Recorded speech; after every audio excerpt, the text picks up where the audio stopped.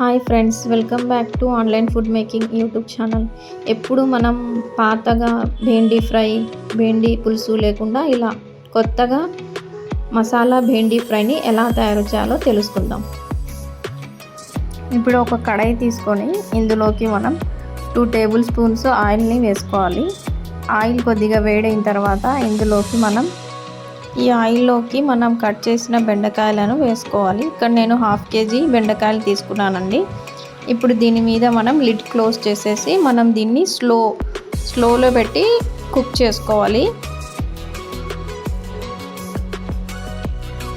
బెండకాయలు కొద్దిగా colour change అయినాయి, కొద్దిగా కుక్ అయింది అంతే. ఇంకాస్త ఈ బెండకాయలు ఈ ఆయిల్లోనే మనం ఇంకొద్దిసేపు ఫ్రై చేసుకోవాలి. మనం స్లో ఫ్లేమ్లోనే దీన్ని కుక్ చేసుకోవాలి, లేకపోతే ఏమవుతుందంటే మాడిపోతాయి, ఇవి టేస్ట్ ఉండవు. ఇప్పుడు బెండకాయలు కుక్ అయినాయి. ఇప్పుడు దీన్ని ఒక ప్లేట్లోకి తీసుకుందాం. ఇప్పుడు ఒక మిక్సీ జార్ తీసుకొని అందులోకి మనం 3 టమాటాలను వేసి ఇలా టమాటో ప్యూరీ చేసుకోవాలి. ఇప్పుడు మనం బెండకాయలు ఏ కడాయిలో అయితే ఫ్రై చేసినామో అదే కడాయిలోకి స్టవ్ ఆన్ చేసుకొని మనం ఆయిల్ని వేసుకోవాలి. ఆయిల్ కొద్దిగా వేడైన తర్వాత మనం ఇందులోకి జీలకర్ర వేసుకోవాలి, ఒక చిటికెడు. కొద్దిగా జీలకర్ర ఫ్రై అయిన తర్వాత మళ్ళీ ఇందులోకి మనం ఒక చిటికెడు ఆవాలను వేసుకోవాలి. ఈ రెండింటిని మనం కొద్దిగా ఫ్రై చేసుకోవాలి. ఇవి కాస్త ఫ్రై అయి చిటపటలాడేటప్పుడు మనం ఇందులోకి సన్నగా కట్ చేసిన ఉల్లిపాయలను వేసుకోవాలి. ఈ ఉల్లిపాయలు వేసుకున్న తర్వాత మనం కొద్దిగా కలర్ చేంజ్ అయిన తర్వాత ఇందులోకి మనం కొన్ని కరివేపాకులను వేసుకోవాలి. ఇవి కాస్త ఫ్రై అయిన తర్వాత ఇందులోకి మనం అల్లం వెల్లుల్లి పేస్ట్ వేసుకోవాలి.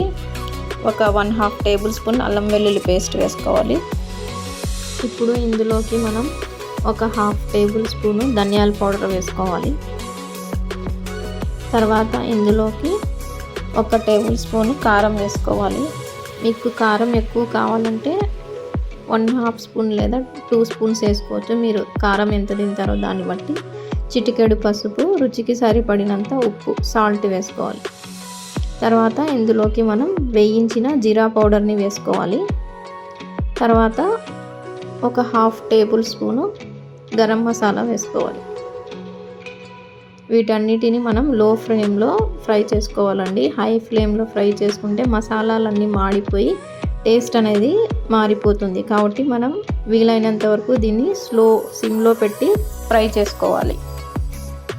ఇప్పుడు ఇందులోకి కొద్దిగా నీళ్లు వేసుకుందాం, ఎందుకంటే మళ్ళీ నీళ్ళు వేయకపోతే మసాలాలన్నీ మాడిపోయి టేస్ట్ అనేది మారిపోతుంది. కొద్దిగా నీళ్లు వేసుకొని ఫ్రై చేసుకుందాం. ఈ మసాలాలన్నీ కొద్దిగా పచ్చివాసన పోయేంత వరకు ఫ్రై చేసుకోవాలి.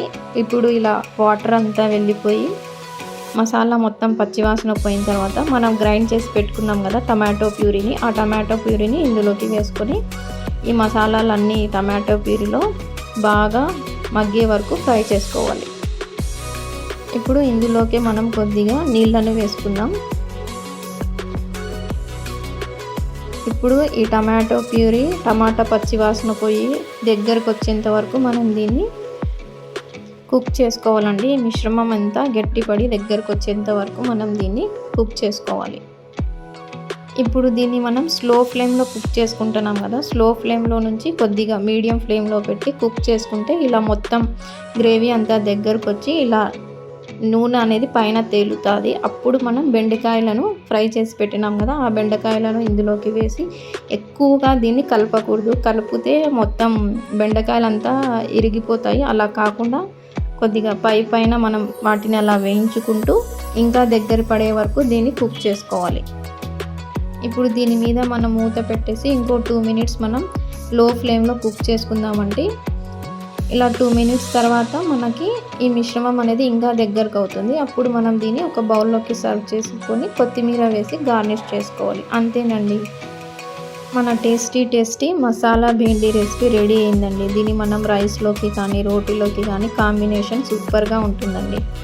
మీరు కూడా మీ ఇంట్లో ఈ మసాలా భేండి రెసిపీ ట్రై చేసి ఎలా ఉందో కామెంట్ బాక్స్లో మెసేజ్ చేయండి. Thank you.